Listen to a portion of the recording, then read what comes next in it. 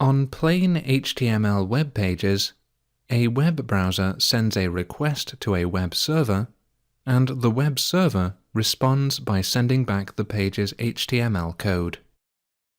ASP.NET works in between receiving the request from the browser and sending the response back to them.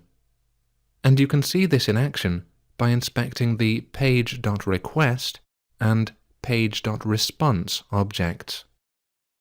To begin this lesson, open the C# test sample file from your sample files folder.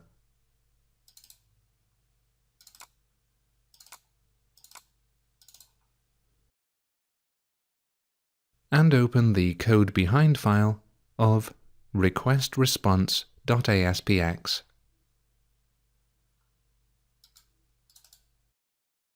Next, add a breakpoint to the page load event handler.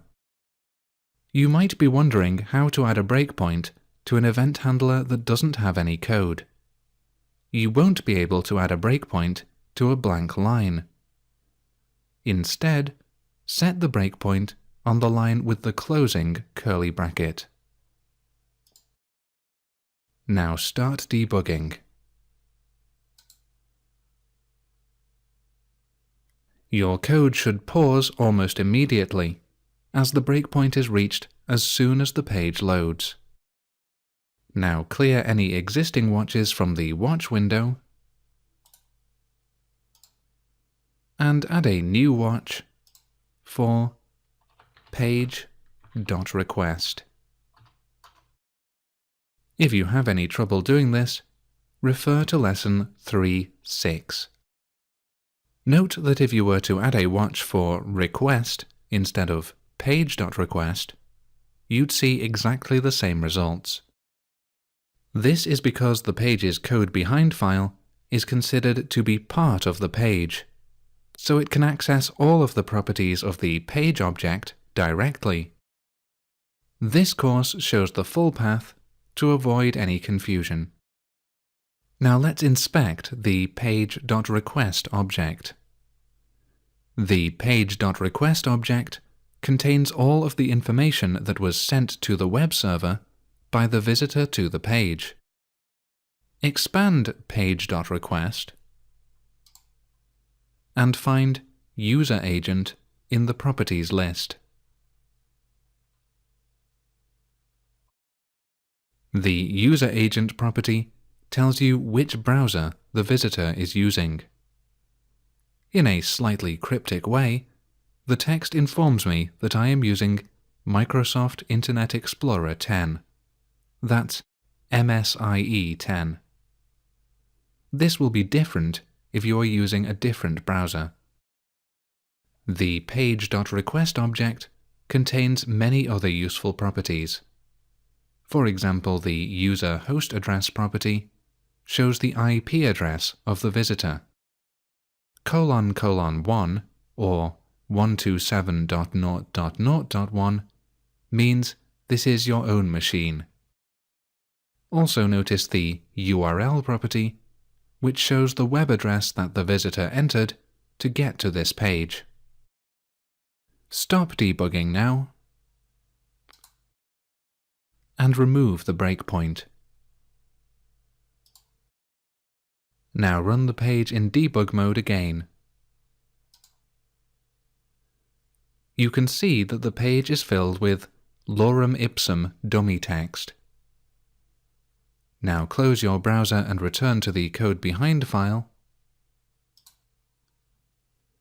And you're going to add some code that will change the response that is sent back to the visitor's request. To do this, you can use the page.response object. Click in the page load event handler and add the following code. Page.response.write hello world page.response.end. Now start debugging again, and you can see that the big block of text that was on the page has disappeared and been replaced by Hello World. This happened because you ended the page's response to the visitor early by using page.response.end. If you hadn't ended the response, the web server would have continued and added the page's content to the response. You might still be a little confused about why there's no content on the page because you stopped the response during page load. This is because ASP.NET doesn't add the page's content until it renders the page. Rendering is the process of converting ASP.NET controls into HTML code. Page rendering happens after page load.